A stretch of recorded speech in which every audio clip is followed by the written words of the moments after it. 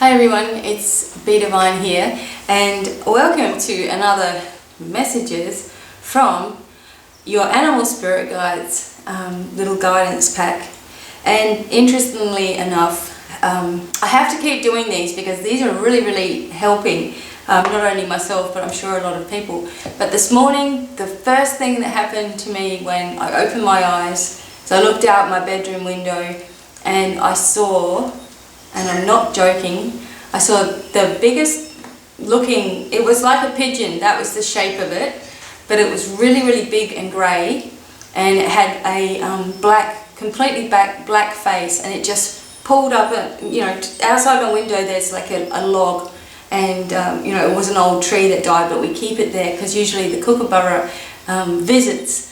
And this landed there, and I've never seen a bird like this before, and it was just at the moment that I was looking out the window and I was like, oh my god. I said to my husband, Chris, have a look at that bird. And as I said that, it started to fly away, but it was, big wings, everything.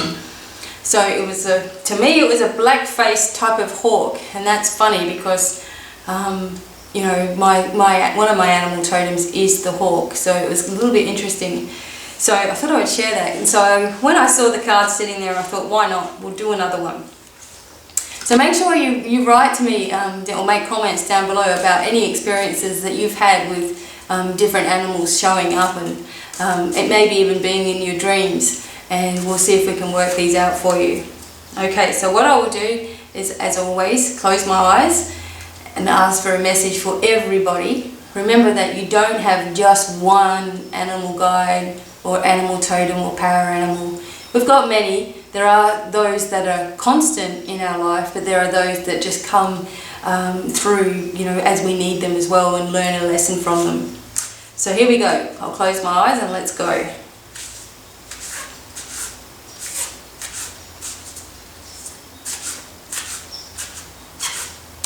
Alright, I have to stop. Oh, this is cool. Funnily enough, we're talking about a bird, right? There you go. The cardinal. Now, when I was in the United States and I lived in Pennsylvania, we saw these quite a lot, and blue jays. Okay, so it says here, the polarities of your spiritual pursuits and physical pleasures are out of balance. So do whatever is necessary to bring them back into equilibrium. Let's have a look, cardinal. That kind of makes sense, doesn't it? Alright, let's go. When on the spiritual path, it's easy to idealize what being spiritual means. It can become a rigid mental imprint on which you judge anything that varies from your conceptualization of what being spiritual is supposed to be about. This includes not only another person's practices and beliefs, but your own. Falling short of this idealism leads to either assuming a righteous and arrogant position with others, or when self-imposed elicits guilt and shame. This spiritual perfectionism can make you reticent about enjoying the pleasures of the material world, as well as those of your physical body. The earth herself provides a dazzling and sensual panorama of experiences to be directly encountered through the physical senses. Yet for many, truly enjoying the pleasures of the senses of sight, sound, touch, and taste and smell can be fraught with worry, anxiety, guilt and shame, products of early childhood religious and or cultural conditioning. Others become so entangled in the world of the senses that it becomes their God, and their spiritual core is lost to materiality. To be polarized in one direction or another takes you either to lofty heights and iridescent abstractions that are completely ungrounded, or else causes you to become caught up in the glue of the mundane world without the guiding light of spirit to provide a focus of authority. With the blessing of your awareness, you can redirect your thoughts and actions toward that which brings greater balance and fluidity between the two polarities. So it also means the associations with this card is courtship, singing, vitality, self-defense, integration, balance, spirituality, fatherhood, harmony, self-expression, confidence, listening, intuition, creativity, responsibility, and colourfulness.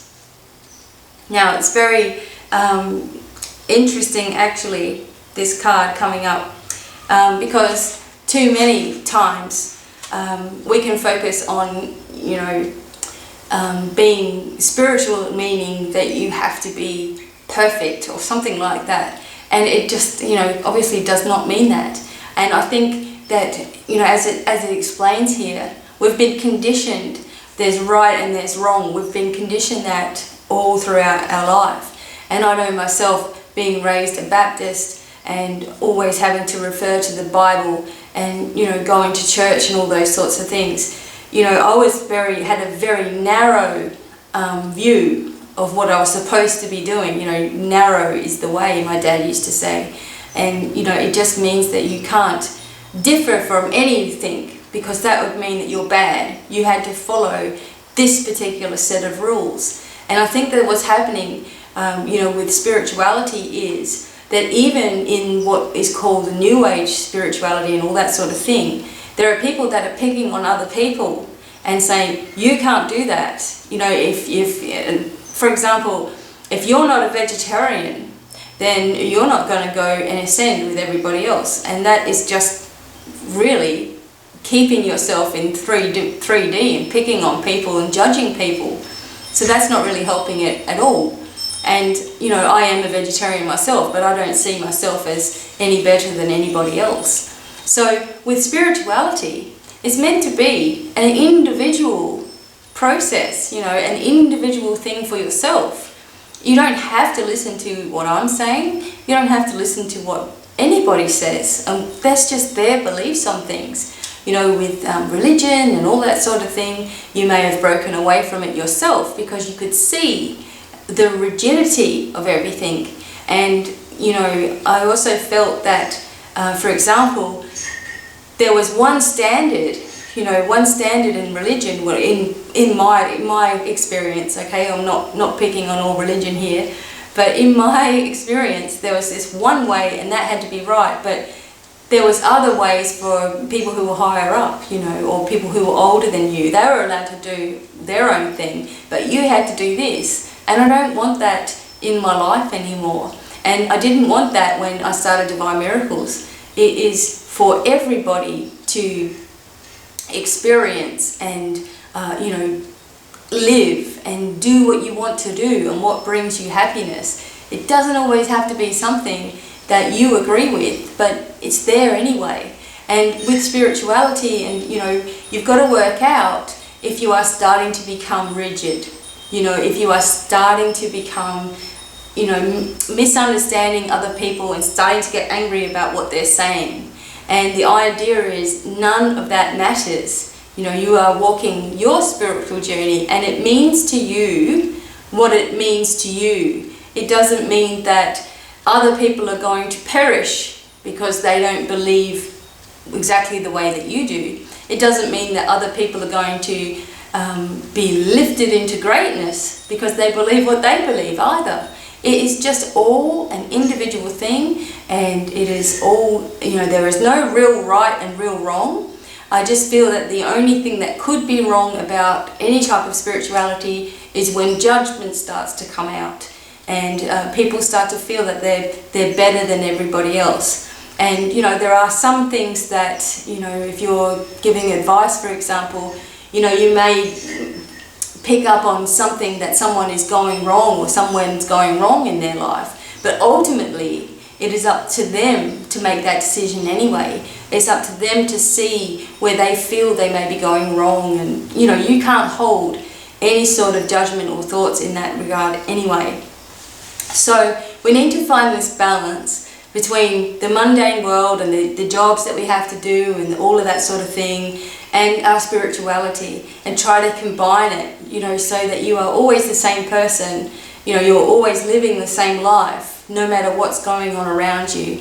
And I know myself, I pick on myself, okay, I know myself that I always used to behave in a certain way when I was in certain company because I didn't want the fallback, the backlash, the judgment, the telling off, or all of the things. and I used to hold myself back. I wouldn't say things, I wouldn't stick up for myself. I would feel bad, I would feel hurt, I'd feel upset because, you know, I've behaved in the way that they wanted, and they still had something to say about that. So you need to learn to be yourself, no matter what that is. But you have to understand how you feel first. You know, you just have to be strong in who you are, no matter what. And that is the hardest part, is knowing how to do that without feeling like you are pushing your views onto other people. But I think that there needs to be this authenticity about ourselves, you know, and I don't behave in a certain way anymore when I'm with certain people who I know believe in a different way. I am totally myself, and that is freedom in itself. You know, it is freedom to express how you feel and all of that. And it doesn't mean that I will then go and say, well, you're wrong because you're just doing this, that and the other, and I don't like it. I don't do anything like that, but I just be myself. And to each his own. You know, my stepmom used to say, to each his own, said the maid as she kissed the cow.